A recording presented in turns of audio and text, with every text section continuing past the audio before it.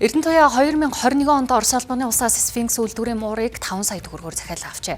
Тэрээр муураа доргио хэмээн нэрлсэн байна. За доргио мууранд хоол, шампунь, хувцас, мөн эмчилгээ зэрэгцэмжилтэй 3-4 сая төгрөг зарцуулдаг байна. Ингэснээр Эрдэнэтуяа муураа авснаас хойш нийтдээ 20 гаруй сая төгрөгийн зардал гаргажээ. За одоогоор Монголд энэ үйлдвэрийн муур цөөн бөгөөд доргио нь ганцхан бүртгэгдсэн тохиолдлоо гэж үзэж байна. За иймээс өнөөдрийн зах зээлийн үнэлгээ нь 10-аас 20 сая төгрөгт хүрч магадгүй байна. Нилээ амтан урд нь муур тижээжсэн хүмүүс ер нь тижээхгүй бол амар юм анхаарал халамж аягүй өндөр шаарддаг байхгүй. Байнгын ер нь дагаал хонос чин дугаараал хамт унтан сууж байхад ирнэ гэд ер нь яг муурнаас илүү нохотой ер нь нэлээд төстэй гэсэн.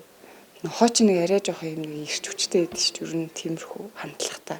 Заан шин арай илүү тоглох туртай, арай ийдэг характертай.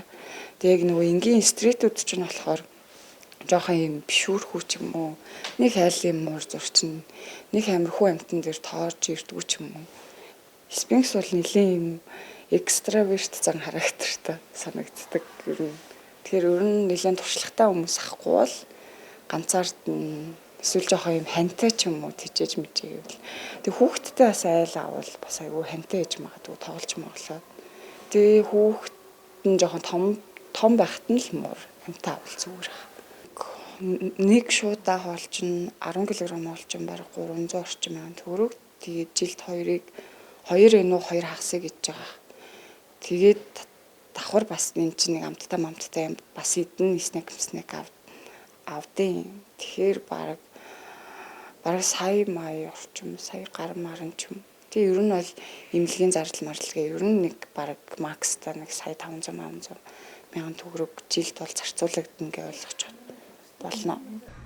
За Эрдэнэтуяа багасаа л муур тижээх сонирхолтой байжээ. Тэрээр Сфинкс муур анх харсан цагаас эхэлж авахыг хүссэн байна. Тэрээр чанартай үйлдвэрийн муур авахын тулд судалснаар Орос улбаны улсаас худалдан авах шийдвэрийг гаргажээ. За Сфинкс муур ихэнх муурнаас илүү анхаарал халамж шаарддаг байна. За энэ өдөр тутмын хэрэглээний зардлыг нэмэгдүүлдэг гэлээ. За гэвч Эрдэнэтуяа үүнд цааргалж үзээгүй амтан тижээнэ гээд авсан бол үүрэг хариуцлагаа давхар ухамсарлах ёстой гэдгийг онцолж байлаа.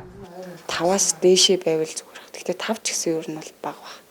Ер нь 2-3 дугаар ангиас нь ч юм уу амтан аваад яг ямар ч буцаах юм чинь боломжгүй шүү ч юм уу тий. Тэрийг нь маш сайн ойлгуулад одоо энэ амьтныг одоо өгтөл нь одоо муурч нэг 10-аас 15 жил амьдардаг байхгүй юу. За нэг эсвэл нэг бүр амар урттай 10-аас 20 ч юм тий. Гэхдээ ер нь 20 хүрдэг цөөхөн баг. Арчилгаанаас хамаарат. Тийм болохоор ер нь баг энэ амьтан чинь чамтай 15 жил 20 жил ингээ амьдрын шүү. Тэгээд нэг амтанд тижээсэн хүн бол баг амтанд тижээхгүй байж барагдчихгүй хаа.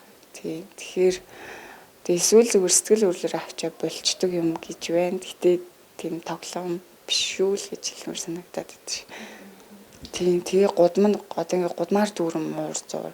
Тэгээд бүгд нөгөө заслах спрей амар сайн хийхгүй бол чин муурч одоо жилд 2 төрн хэрж одоо амар их зулцаална шүү.